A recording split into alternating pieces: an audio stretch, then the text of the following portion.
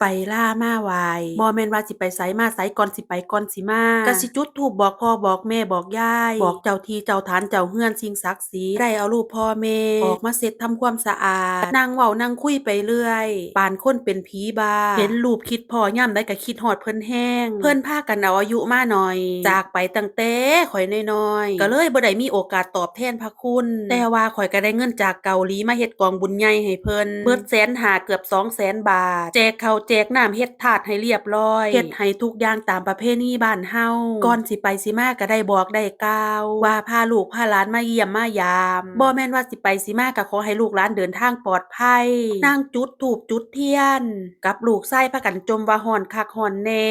ท่านโดนกระจักก้อนเมฆมาแต่ไสก้อนหนึ่งลอยมาบังพระอาทิตย์แล้วก็มีลมมีลมมา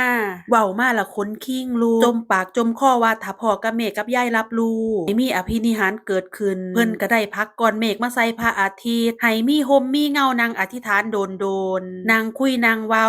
จมปากจมคอไปเรื่อยผู้ใดตาดีได้ตาร้ายเสียเอาธูปเอาเทียนไอ้ไข่มาจุดมาตีเอาเลขเอาเบอร์มาเอาแจ็คพอตรางวัลที่ 1